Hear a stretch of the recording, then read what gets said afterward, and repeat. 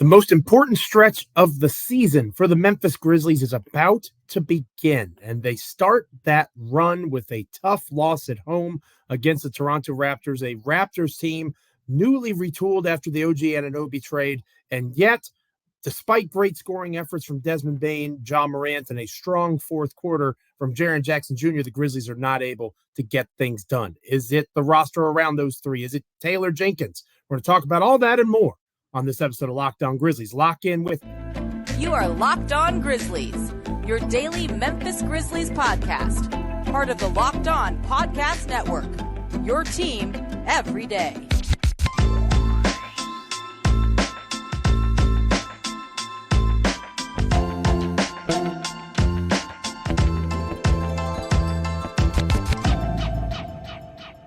Hello, ahoy, ahoy. Welcome to another episode of Locked On Grizzlies. And sorry if I maybe made you feel uncomfortable, like I was mad at you specifically earlier in the show. I apologize for that. Hopefully you're still with me here. The frustration is going around the fan base because they know what's at stake. They know what's coming in the next couple of weeks. And if they don't know, they will after this episode of Locked On Grizzlies, because we're going to break down the schedule ahead for this team.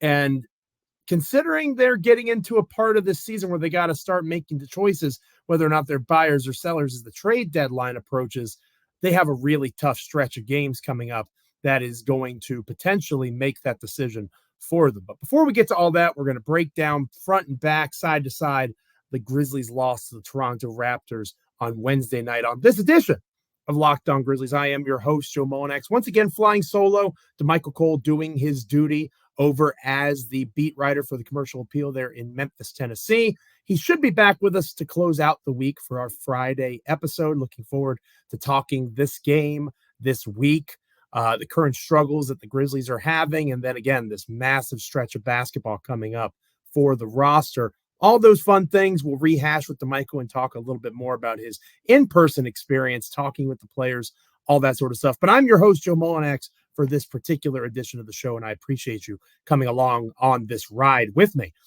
This episode of Locked On Grizzlies is brought to you by FanDuel. Make every moment more. Right now, new customers get $150 in bonus bets with any winning $5 moneyline bet. That's $150 if your team wins. Visit FanDuel.com/LockedOn to get started.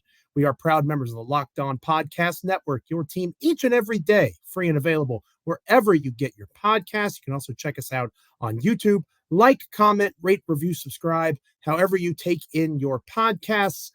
We appreciate you being part of our journey through this NBA season here on Locked On Grizzlies. Again, we're inching closer to that 3,000 subscriber mark on YouTube. Thank you to everyone, whether it's the first time you're checking out the show, whether you're an everydayer, with us every time a new episode drops. Thank you.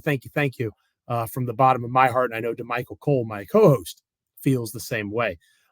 I don't feel the same way right now about the Memphis Grizzlies. I'm just going to be honest with you. And I really don't feel the same way when it comes to the supporting cast around the Memphis Grizzlies. This would have been associated as well with Jaren Jackson Jr., who on yesterday's show, we talked about how he had a really tough outing, even though Memphis beat the Spurs. It wasn't a great offensive performance for Jaren. In the first three quarters of the Raptors game, it was going the same way for Jaren Jackson Jr. Really inefficient scoring the basketball, but he caught fire in the fourth quarter, helped spark a run for Memphis because the Grizzlies were down a pretty strong amount. They were down 18 or so points going into the final quarter, something along those lines. And the Grizzlies make a run. Again, it was 35-23 in the fourth. Memphis loses by 5 to the Toronto Raptors. And a major reason for that push was Jaren Jackson Jr. So he got himself out of the doghouse, metaphorically speaking, with that performance. Desmond Bane and Joe Morant had strong games throughout the contest, right? All four quarters, strong performances. Jaren had a really strong fourth quarter, again, to his credit. Morant, Bane, and Jackson Jr. for the first time, they were 7-0 before the Toronto Raptors game, when the Grizzlies had their three best players, Morant, Bane, and Jackson Jr., all scored 20 or more points. In this particular contest, they combined for 74 total points between Morant, Bane, and Jackson Jr. The Grizzlies scored 111. So you do the math. That means that they really struggled mightily in other aspects in the pieces surrounding Morant, Bane, and Jackson Jr. And that gets even worse when you find out, if you didn't already know, that Zaire Williams scored 18 points off the bench in this game, one of his best games offensively of the season. He still had some defensive lapses, one of the reasons why he scored 18 and was still a -1 in the game. But he deserved to close the contest as Memphis got hot. He was a key component, making buckets, taking tough shots, putting them down, and also with his 6'9" frame, when the Grizzlies go small now with that Morant, Bane, Smart, Jackson Jr., combo, with Williams makes sense. Zaire does, just like Vince Williams did when they did it with him against the Spurs. And boy, did the Grizzlies miss Vince Williams Jr. in this contest, his defensive prowess at least. But again, that is 18 points from Zaire Williams that you're certainly not expecting to get. You are expecting to get better contributions, especially offensively, from Luke Kennard, who in 19 minutes played was 1 for 5 from the field, 0 for 4 from 3. This is a game that the Grizzlies needed. And to me, that is one of the major differences. And I want to stress that right now, because Parker Fleming, I love Parker, good friend of mine, one of my longest working and running relationships covering this team. Parker, who is even more optimistic than me, pointed out when I pointed out the fact that Marcus Smart and Luke Kennard shot a combined 3 for 15 from the field against the Raptors and had more turnovers combined than made buckets combined, said that that's not going to last. And maybe that's true. The odds of probability worked both ways, right? Statistics, you regress to the mean and you can also progress to the mean. Not disputing that at all. But these are two guys that are paid well, right? Roughly $32 million combined between these two. These are not rookies. If you saw David Roddy have this kind of a shooting night, if you saw Zaire Williams have this kind of a performance, a Jake LaRavia, a John Conchar, maybe you write it off and say, those guys aren't particularly good anyway. That's about what we expect. You do not expect that from Marcus Smart. You do not expect that from Luke Kennard. Do you expect Marcus Smart to score 16 points a night? No, absolutely not. Do you expect him to do better than 2 for 10 shooting? Abso-freaking-lutely. And if you don't expect better, then why is Marcus Smart here in the first place, aside from his defense and leadership, which of course are important? But if he's a starting basketball player in the NBA, he's got to do more than what he did offensively against the Toronto Raptors. If Luke Kennard, who I, perhaps foolishly, and injuries have derailed this a good bit, saw as a 6th man of the year potentially, he has to be able to score at a better clip than he did against the Toronto Raptors, a game that the Grizzlies need. There is no more time. It doesn't exist. Tick-tock. It's over. It's out. They have to start winning now. And this was a game against a Raptors team who had just completed a major trade that shook up their rotations, trying to integrate new starters. This was an opportunity for the Memphis Grizzlies to pick up a much-needed win, and they failed. And one of the major reasons they failed is two guys that I have been on the show talking about for weeks, if not months. We cannot make a determination about what the Memphis Grizzlies are until we see Marcus Smart and Luke Kennard on the floor with Bane, Jackson Jr., and Morant. Early returns are not looking promising, especially in games that the Grizzlies have a chance to realistically win. Because we're going to talk about later in the show. How many games are the Memphis Grizzlies going to be favored over the next 2 weeks? I would estimate maybe one. Maybe one between now and January 20th. One time they'll be the favorite. So realistically speaking, we could be talking about a Grizzlies team that's 12-29 a week after Martin Luther King Jr. Day. And if they're 12-29, folks, this is over. It's done. They're not making a run coming out of that. It's extremely unlikely. This is the time. It's now. And this Toronto Raptors win was there for the taking. They could have done a much better job executing, and they didn't. Their energy was poor. It was the second night of a back-to-back, but it was a home back-to-back. They slept in their own bed. They didn't have to travel. this was a missed opportunity. And it starts with the guys that you're counting on to be productive. For better or worse, you can't count on David Roddy. You can't count on John Conchar. You can't count on Jake LaRavia. You can't count on Zaire Williams, even though he was one of the ones that actually helped offensively. Can't count on those guys anymore. Got to count on Marcus Smart, though, if this is going to happen. Got to count on Luke Kennard. And if those two aren't doing it for you, what are we talking about? A team that's not going to make the play-in. That's the reality of it. When we come back here on Locked On Grizzlies, we are going to talk about how Taylor Jenkins might have gotten outcoached by his former assistant when the Raptors came to town in Memphis. We're going to talk about that chess match that Coach Darko seemed to get the upper hand on, at least to this eye, on this episode of Locked On Grizzlies. We will talk about that next. But first up, this episode of Locked On Grizzlies is brought to you by BetterHelp.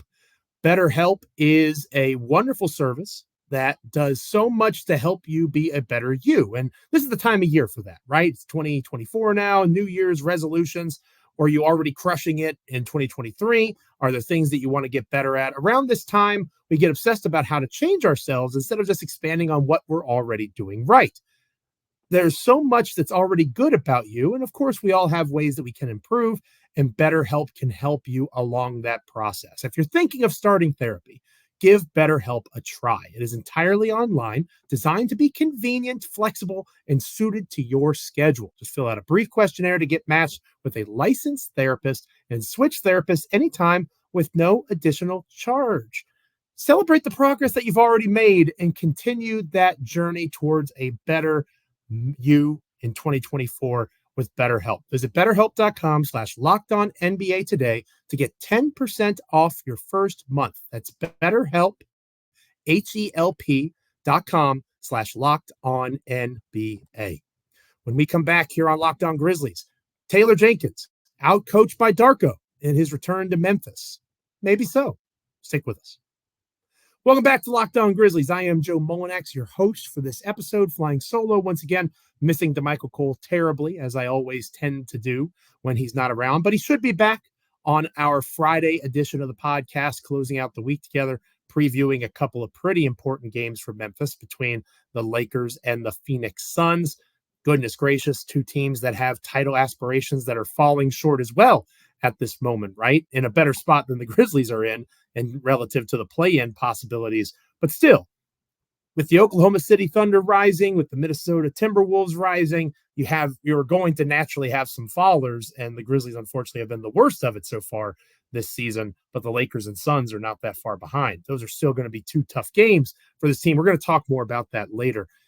In order for the Grizzlies to do better, beyond just Marcus Smart and Luke Kennard making more shots, as I alluded to earlier in the show, they're going to have to get more out of Taylor Jenkins. And if you have followed my work, as a writer over the last decade, checking out over at Grizzly Bear Blues in the past, Bluff City Media, whatever the case might be, coaching matters, right? I'm not one of those guys that writes off coaching in the National Basketball Association. I do agree that in basketball, it's probably the least important thing. If you got two or three dudes, usually, Grizzlies currently excluded, if you got three guys that are all-star caliber players, you're usually going to be pretty good, right? As long as the other pieces around them are competent. As I alluded to earlier against the Raptors, that wasn't necessarily the case.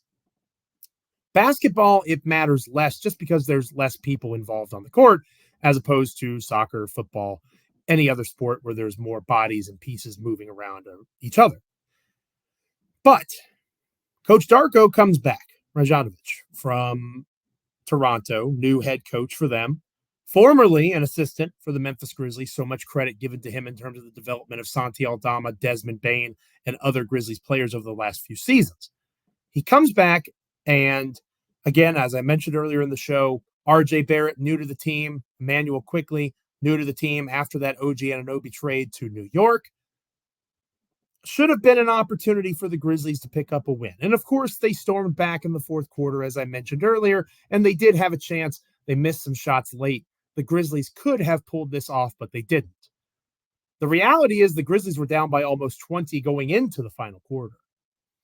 And I think at some point, while the guys on the court matter a heck of a lot, shot making matters. It's a make or miss league. You hear that all the time. Coaching matters too.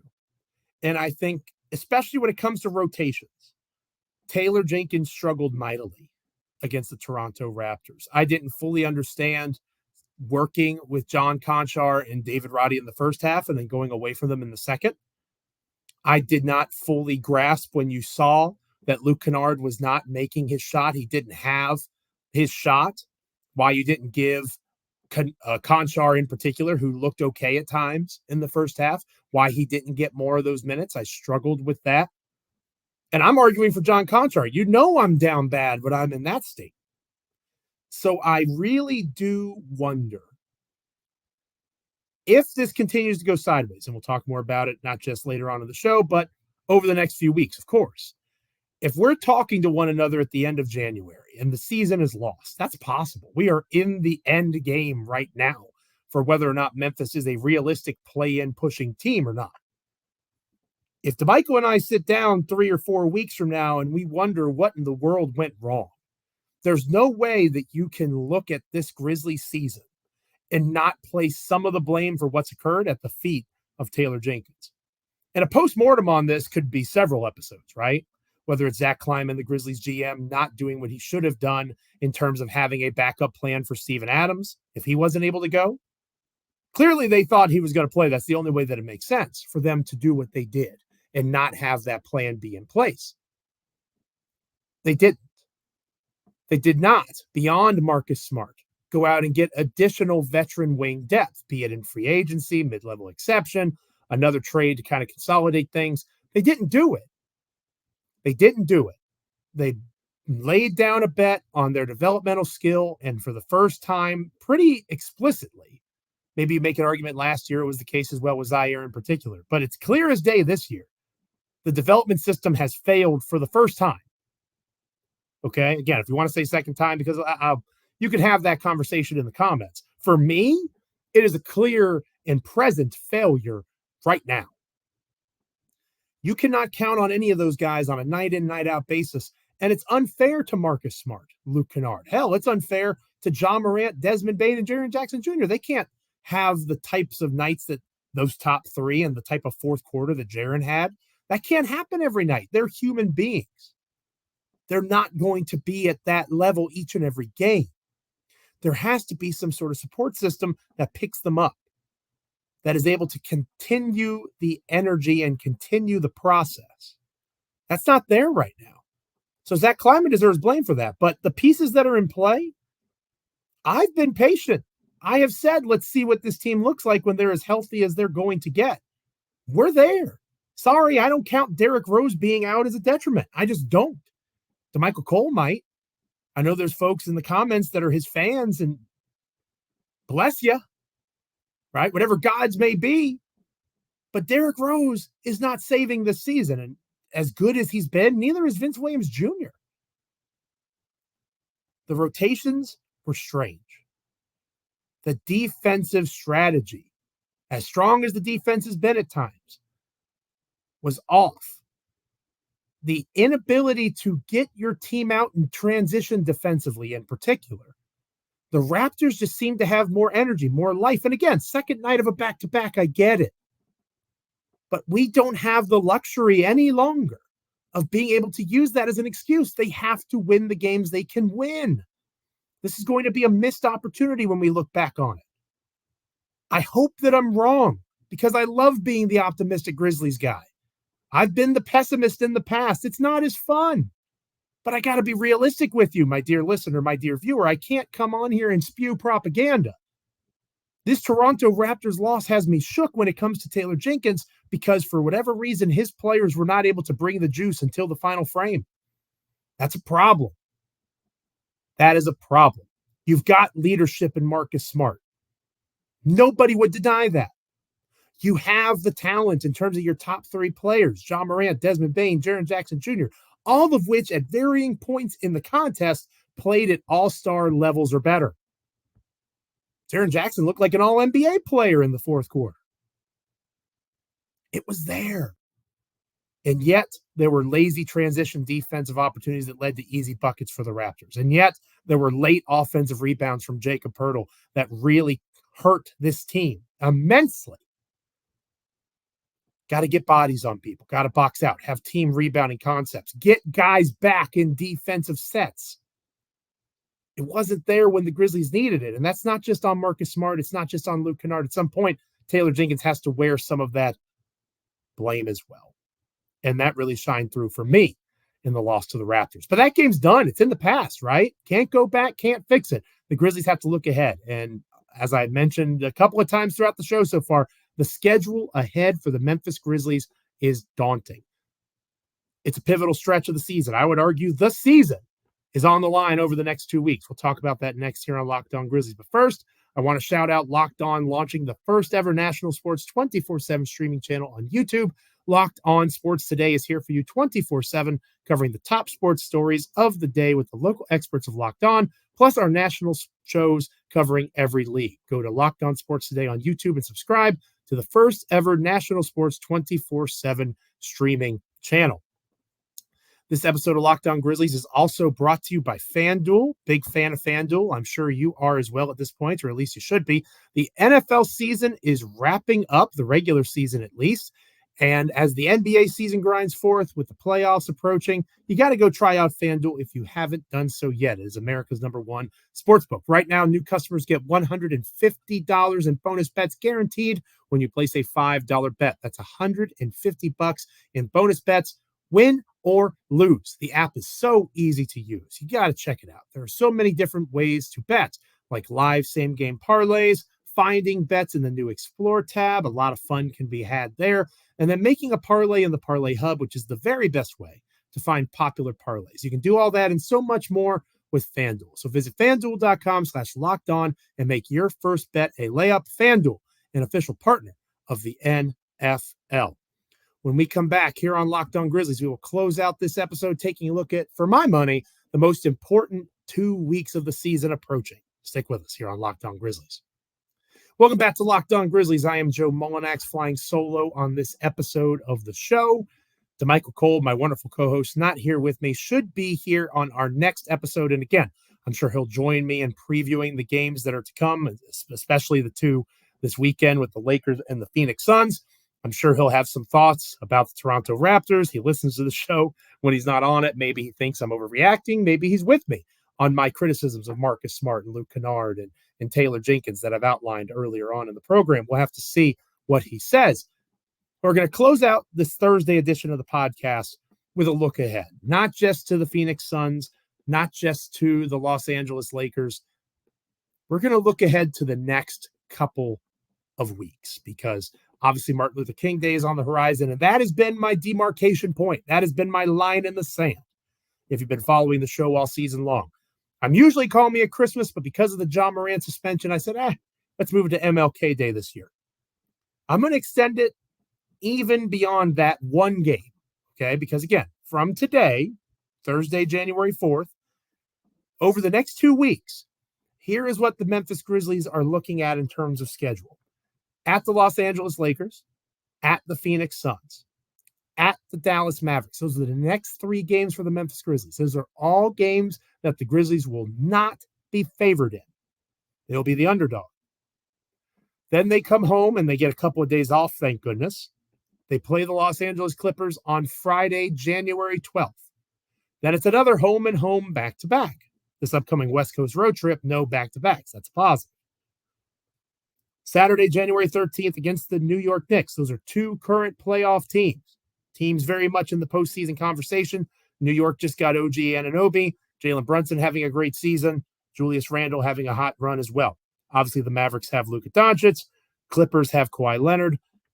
Phoenix has Kevin Durant, assuming he's healthy and can play. Devin Booker. The Lakers have LeBron and Anthony Davis. Hopefully, you're picking up the vibes here. On Martin Luther King Day itself, the Memphis Grizzlies welcome the Golden State Warriors, Steph Curry, Chris Paul, into FedEx Forum. Very important game. Obviously, the result, you hope for a win, but the message of that day and the message of that game, especially in places like Memphis and Atlanta, matter far more than the game itself. But for the Grizzlies, as they continue to try to push for the play-in, not just the playoffs. Playoffs? You kidding me? We're talking about the play-in. We're talking about the 10 seed. In order for them to get back into that conversation, that's a game they need to win over a team that has won an NBA championship or 2 in the past with Steph Curry, who as long as he's healthy, will be on the court. Concerning. I'm concerned about it. You should be too. And then they get another couple of days off. Hooray. Get their legs back under them a little bit. Thursday, January 18th, 2 weeks from today, they close out this stretch with the Minnesota Timberwolves, one of the best teams in the NBA right now. Top 5 team. Top 2 team in the Western Conference. Lakers, Suns, Mavericks, all on the road. Clippers, Knicks, Golden State at home. Minnesota Timberwolves on the road to close out the next 7 games. What would you have the Grizzlies going after seeing what they did to the Spurs? They beat the Spurs, but it was an ugly win, right? And then they lose the way they did to Toronto. Furious comeback in the fourth quarter that gets thwarted late. They are down 18 or so points going into the final frame, as I mentioned before. So you tell me, dear listener, dear viewer, you look at those 7 games that are coming up, and DeMichael has talked about this a little bit. What record would you give the Memphis Grizzlies? Because what do they need to be serious about a play-in conversation? They need to be 4-3. They need to be 4-3 because after that 7-game stretch, they've got the Chicago Bulls, not nearly as daunting. They have the Toronto Raptors, not as daunting. Miami Heat, can be, but hit or miss. The Orlando Magic, same thing. The Indiana Pacers have great offensive wherewithal, terrible defensively. So after the 7-game stretch to come, there are 5 games after where, hey, maybe a 4-1 run can happen. Maybe. But you tell me, are you inspired to think that this team is going to go 4-3 against that run over the next 2 weeks? I'm not sure I am. In order for them to do so, they have to play the best basketball of this season. They need Ja Morant to be Ja Morant. They need Desmond Bane to beat Desmond Bane, Jaren Jackson Jr. to beat Jaren Jackson Jr. every single night. They need a heck of a lot more offensively from Marcus Smart and Luke Kennard. They need Zaire Williams to be a functional rotation player. They need Vince Williams Jr. to be healthy and out there on the floor, providing the length and defense and three-point shooting that he can provide. There's a lot of moving pieces. And they need Taylor Jenkins to figure out what this rotation is, who he's going to invest in. Because while his job may not be on the line, and I think those calling for his job are a little bit ahead of the curve, not necessarily in a good way, I don't think we're quite there yet. They were the 2 seed the last 2 years, and there have been significant roster missing pieces. You have to keep that context. But it's also fair to point out his rotation woes. It's fair to point out how the offense gets stagnant, how they seem lifeless at times in transition defense, which is a place where they should thrive, how they have not embraced team rebounding and offensive rebounding in that way particularly. It hasn't happened when they desperately need it to because they don't have anybody else that can be that dominant rebounder without Steven Adams on the floor. All of that matters too. It's a lot of things and a lot of dudes and a lot of pieces that need to take a step up against a step up in competition. Now, what's a reason to be optimistic? Because I want to end this positively. I think this Grizzlies team plays up to competition. I think this Grizzlies team plays up when they see a LeBron James and an Anthony Davis across from them. Not always, right? The playoffs, I'm sure folks will point out. But there were times in that playoff series where we had some pretty impressive showings from the top 3 guys for the Memphis Grizzlies. You saw the significance of Luke Kennard in that series. Maybe he gets hot against the Lakers out in Los Angeles. It's possible. Maybe it's not probable at this point. But in order for Memphis to make the run they're going to have to make to get back into this thing, a lot of improbable stuff is going to have to happen. It starts now. Because 2 weeks from now, hopefully it's DeMichael and I. It might just be me. Whatever the case might be, however it works out, you tune in to the next episode of Locked On Grizzlies on January 19th. It might be time to start the postmortem on the season if Memphis is not able to string some wins together against the literal best the NBA has to offer in terms of individual talent. That is what's ahead of them over the next couple of weeks. They have to rise to the challenge. We are entering the end game of the next several months of Memphis Grizzlies basketball. A lot of it comes down to these next 7 games. And if you think I'm speaking in hyperbolic terms, okay, tell me why I'm wrong in the comments. The Grizzlies are currently 11-23. They are roughly 5 or 6 games out of the 10 seed in the play-in. That's where they stand as of this moment. They have a lot of ground to make up against a lot of teams that are going to try to get better in the weeks ahead and have the assets and players to do it. That was one of my biggest takeaways from the Knicks and Raptors trade with OG Anunoby. The Grizzlies were in those conversations. The Grizzlies never could have pulled that trade off. They don't have the pieces. They don't have the players. That's a problem. How do they solve it? We'll have a better understanding of whether or not they're able to after the next 2 weeks play out. Thank you for checking out this episode of Locked On Grizzlies. Friendly reminder that Locked On has launched the first ever national sports 24/7 streaming channel on YouTube. Locked On Sports Today is here for you 24/7, covering the top sports stories of the day with the local experts of Locked On, plus our national shows covering every league. Go to Locked On Sports Today on YouTube and subscribe to the first ever national sports 24/7 streaming channel. The next time we're here together on Locked On Grizzlies, it'll be a Friday edition of the show. DeMichael Cole will hopefully be back with me. The dynamic duo will ride once more, previewing a pretty significant weekend for the Memphis Grizzlies. And hopefully when we come back on Monday, we have some things to be sunshine and rainbows about. It may not be the case. Hopefully my only one game favorite over the next 7 doesn't hash out to matter, and the Grizzlies go on a bit of a run, even with all the adversity and improbability of that facing them. But we'll continue that conversation and look ahead to a significant West Coast swing for the Grizzlies the next time we're together here on the Locked On Podcast Network. Make sure you're liking, commenting, reviewing, rating, subscribing, wherever you get podcasts, as well as on YouTube. Hopefully you're an everydayer by this point. You're subscribed. You're checking us out every time a new episode drops. But if not, hopefully you do that and you make myself and DeMichael part of your NBA and Memphis Grizzlies content consumption moving forward. Thank you 1,000 times. I hope you have a wonderful day. Stay safe, stay happy and healthy wherever you're at. Make sure you're having a wonderful rest of your day. We'll catch you next time on Locked On Grizzlies.